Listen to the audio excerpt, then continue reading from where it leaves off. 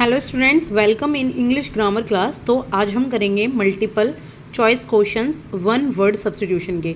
हमने अभी तक 3 वन वर्ड सब्स्टिट्यूशन की क्लास ले ली हैं और ये आपको English grammar for all exams या एचटेट के एग्जाम्स के नाम से प्लेलिस्ट मिल जाएगी, तो उसमें आप देख सकते हैं बाकी की क्लासेस। तो वन वर्ड सब्स्टिट्यूशन हमने बिल्कुल पढ़े थे वन लाइनर की फॉर्म में, जैसे कि मैंने पूरा एक सेंटेंस बोला था और फिर उसका सब्स्टिट्यूशन आपको बताया था कि क्या होगा। तो इसी में अब कोई रह गए हो या फिर कुछ आपको प्रैक्टिस करनी हो या कुछ नहीं हो पाए हो, ठीक है, तो अब हम इनको करेंगे मल्टीपल चॉइस क्वेश्चन की फॉर्म में। तो अगर आप तैयारी कर रहे हो एचटेट की, सीईटी की या फिर कोई भी एग्जाम्स की जिसमें भी इंग्लिश ग्रामर आती है, चाहे वो आपका 10th-12th का एग्जाम हो, चाहे आपका कोई भी एसएससी का एग्जाम हो, सभी में आपके लिए ये हेल्पफुल है। तो चलिए स्टार्ट करते हैं इनके मल्टीपल चॉइस क्वेश्चन को करना। Number 1 is something that relates to everyone in the world.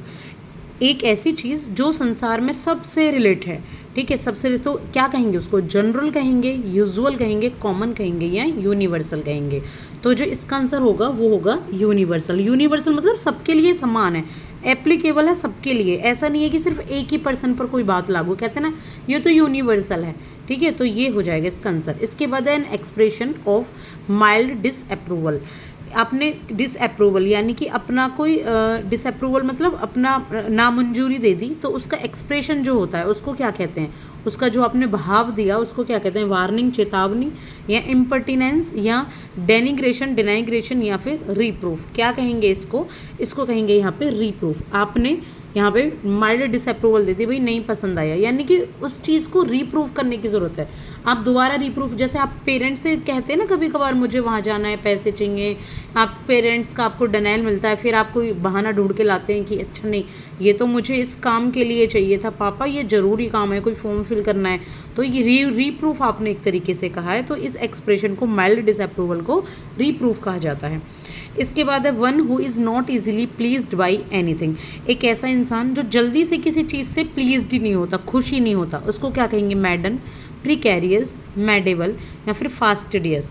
तो ऐसा जो होगा वो कहलाएगा यहाँ पे फास्टिडियस, ठीक है, जो जल्दी से किसी से भी प्रसन्न नहीं हो पाता, ठीक है, प्लीज नहीं हो पाता। इसके बाद है मर्डर ऑफ ए किंग। एक राजा के मर्डर को क्या कहेंगे? इन्फेंटिसाइड, जीनोसाइड, मेट्रीसाइड, या फिर रेजीसाइड। तो राजा का जो मर्डर होता है वो रेजीसाइड। रेजी किस चीज़ से बना है? ये रीजन से बना है, ठीक है, रीजन से बना है, मतलब एक तरीके का राज्य, पूरे राज्य का मर्डर होना, इस तरीके से रेजीसाइड। इसके बाद है ए रेमेडी फॉर ऑल डिजीजेज। एक ऐसी रेमेडी जो सभी बीमारियों के काम आए, ठीक है, एक ऐसी दवा जो सभी बीमारियों के काम आए, निवारक कहते हैं इसको। तो इसका आंसर क्या हो जाएगा? ये हो जाएगा पेनेसिया। जो पेनेसिया होती है वो सभी बीमारियों में काम आती है। ना स्टोइक आंसर है, ना मार्वल, ना रिकम्बेंस, पेनेसिया। इसके बाद है क्वेश्चन आ ड्रामेटिक परफॉर्मेंस। एक ड्रामेटिक परफॉर्मेंस यानी कि एक नाटकीय किसी ने परफॉर्मेंस दी है, उसको क्या कहेंगे? मास्क, मैस्क, मॉस्क्यू, या फिर मैस्कोट। क्या कहा जाएगा उसको? यहाँ पे कहा जाएगा इसको मास्क, ठीक है। एक ड्रामेटिक परफॉर्मेंस दी है ना किसी के बारे में, तो इसको यहाँ पे मास्क कहा जाएगा। इसके बाद है स्टडी ऑफ वर्ड्स। वर्ड्स की स्टडी को क्या कहते हैं? जब वर्ड्स के बारे में पढ़ाई करते हैं, चिड़ियों के बारे में, पक्षियों के बारे में, तो इसको जो कहा जाता है वो कहा जाता है यहाँ पे ऑर्निथोलॉजी। क्या कहा जाता है? Ornithology. Number D is the correct answer. इसके बाद है रेडी टू बिलीव, जिस पर विश्वास किया जा सके, जो बिलीव करने के लिए रेडी है, तो क्या कहेंगे? क्रेडिलस, क्रेडिटेबल, क्रेडिबल, या इनक्रेडिबल। इसको कहा जाएगा यहाँ पे क्रेडिलस, ठीक है, इस पर विश्वास किया जा सकता है, credulous. Number A is the correct answer. इसके बाद incapable of being seen through, जिसको, जो देखने में इनकैपेबल हो, जिसको देखा ना जा सके, तो ये कहलाएगा आपका ओपेक। क्या कहलाएगा? ओपेक, यानी कि थोड़ा अस्पष्ट, अस्पष्ट इसको बोलेंगे। इसके बाद है इस तरीके से अस्पष्ट, जो स्पष्ट ना हो, अस्पष्ट। इसके बाद है वन हु ईट्स एवरीथिंग, जो सब कुछ खाता है, ओमनिवोरस, इरेसिस्टिबल, ओमनीशिएंट, या फिर इंसॉल्वेंट। क्या कहा जाएगा? देखिए इंसॉल्वेंट को तो वैसे ही हटा दो आप, इतना तो पता होगा, ये होता है जो पैसा ना चुका सके, इंसॉल्वेंट, ठीक है। तो इरेसिस्टिबल भी नहीं होता, तो आंसर हो जाएगा इसमें ओमनिवोरस। क्या है? ओमनिवोरस, सर्वाहारी। A place where bees are kept is called, जहाँ पर मधुमक्खियाँ रखी जाती हैं, उस प्लेस को हम क्या कहते हैं? तो जो इस प्लेस को कहते हैं उसको कहते हैं हम एन एपियरी। क्या कहते हैं? एपियरी, ठीक है। हाइव तो छत्ता ही होता है इसका, लेकिन इनको रखा जाता है खुद से, वीज को, एपियरी। इसके बाद है one who can not be corrected, जिसको करेक्ट ना किया जा सके वो, तो कौन सा होता है, इनकरेजिबल। क्या, इनकरेजिबल, जिसको करेक्ट ना किया जा सके। इसके बाद है one who is in charge of a museum, एक ऐसा इंसान जो एक म्यूजियम का भी इंचार्ज है। तो क्यूरेटर, केयर टेकर, सुपरवाइजर या फिर वार्डन। जो म्यूजियम का इंचार्ज है उसको हम यहाँ पे क्यूरेटर कहते हैं, ठीक है ना। केयर टेकर बोलेंगे ना सुपरविजन ना वार्डन, क्यूरेटर बोलेंगे। इसके बाद है continuing fight between parties, families, clans etcetera. एक ना क्लैंस मतलब होते हैं जो वंश जो होते हैं, जैसे फैमिली होती है, वंश होते हैं, पार्टीज होते हैं, कंटिन्यूसली फाइट चली आ रही हो, कंटिन्यूसली फाइट उन दो पार्टीज के बीच में होती हैं, तो उसको क्या कहेंगे, इसको कहते हैं फ्यूड। क्या कहते हैं, फ्यूड। इसके बाद a voice loud enough to be heard, एक ऐसी वॉइस जो सुनने में काफ़ी लाउड होती है, ऑडिबल होती है, लॉडेबल होती है, एप्लॉडेबल होती है या ओरल होती है। तो इसका जो आंसर है ये होता है ऑडिबल, यानी कि जिसको सुना जा सके, एक ऐसी लाउड जो ही सुनने के लिए इनफ होती है, यानी कि ऑडिबल है, ना ज़्यादा ना कम।